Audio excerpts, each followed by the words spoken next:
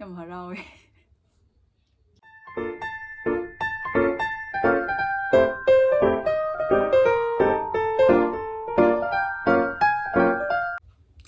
Hello guys, welcome back to my YouTube channel. Ngasigi video siji kai video no habada aise luhongba ma chatluye bako.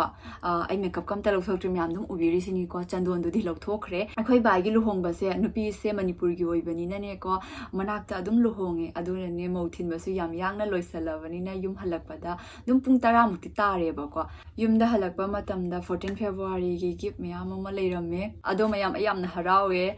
Hadi jum da smaina ga halakko matam da surprise ka myam leiramma kai se ado mayam ai hangdoktriye bako ai hangdokning bana di loirabane bako ado mayam da su yeng haning ba oina da gi di memory ju thama hoge aina video se nam bane bako do hangdokning nga sai da gi yam harawe to gift se hangdok ba haurage bako mayam punyeng minarasi ke gift no ai do first gift ऐसी gift नहीं है बको मैं क्या gift ना खाने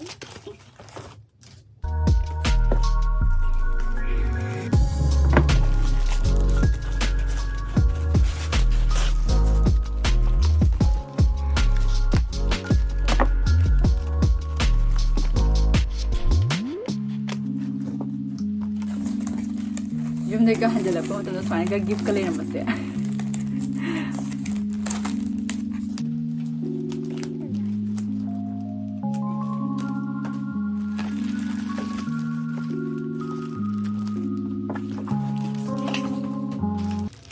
क्या gift ना खाने हाँ दो नहीं तो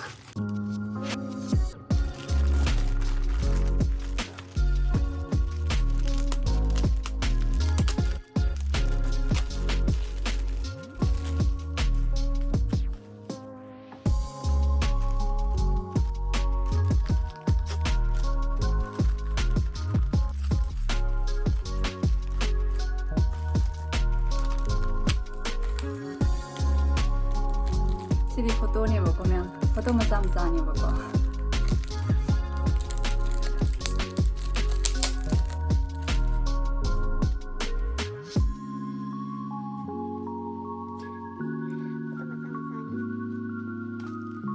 फोटो सी से बुला रहा है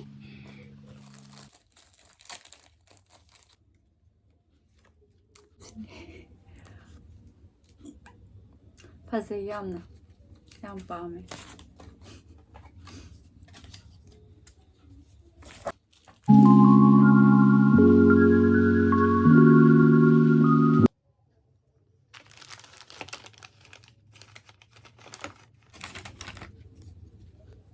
Smile tham de mal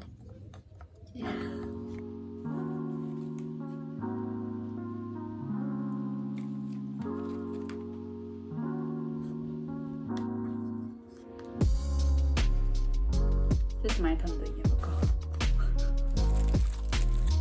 This is the necklace malle mein.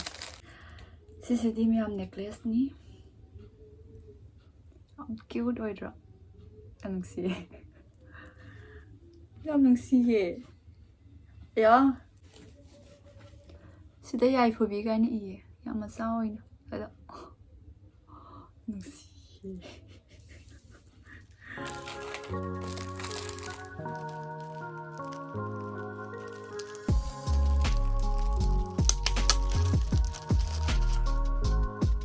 किसी क्लिप में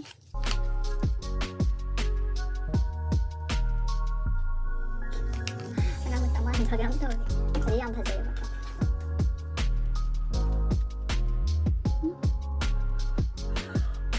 Masa tung.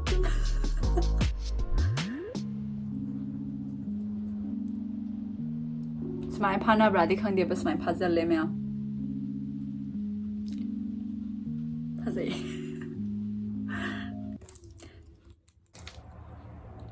Sidi kaim idre. Kai put kino. Say khang dre kaino. Last sale photo frame. Say photo frame. Photo frame sida sune ko photo mem jaw he ba me ado wala roi second ge phang do si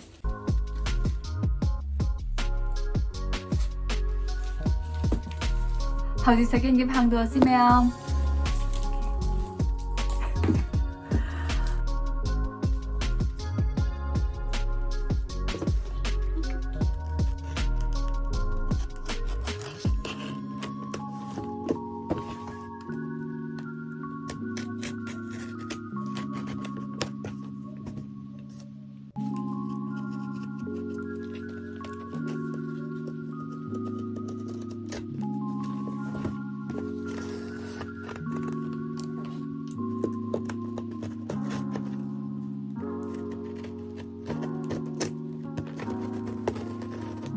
Hare Krishna.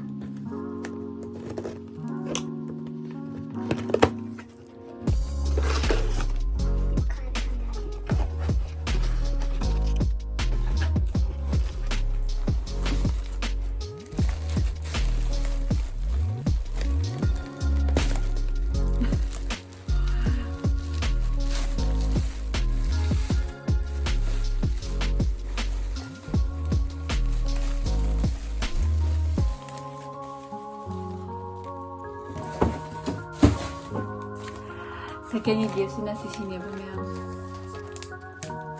pwede yan ay nahadagi pa kami niya sis eh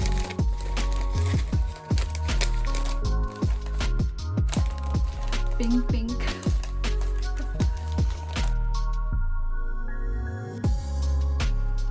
second gift is flower bouquet ni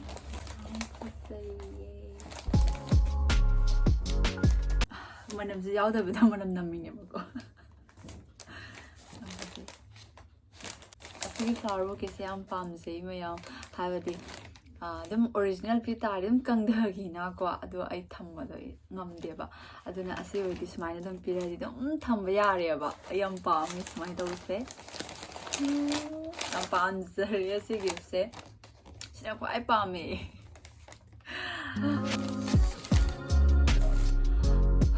Ado hasi third gift se hanga si third gift se di cake ni ba ko. Cake ni. Cake se ngasai dagi prak pani ne ko. Kamai kari sigam do ram de no khang de. Mo se ngasai thila ma mare ba ko ado. Ke sigam ram de no khang de cake se. Cake se.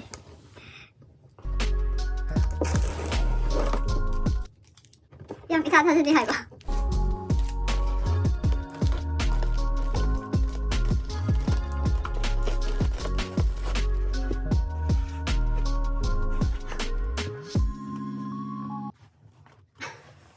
Cake se yang pazai.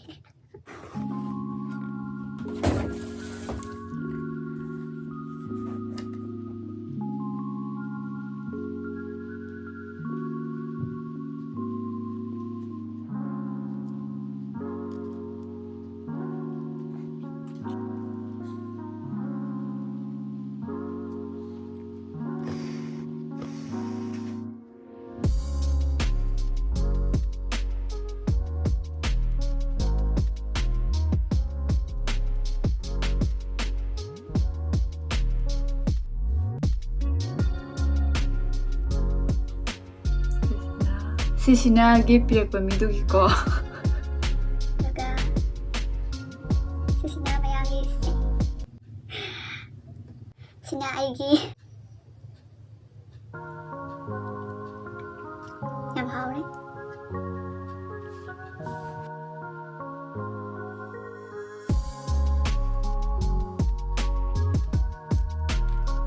Mayam asi gift sidi aigi surprise gift na te ba ko asi gi sidi luhong ba gi gift tu ni ado mayam ai hang do ngai si dum hang do aura ge ba ko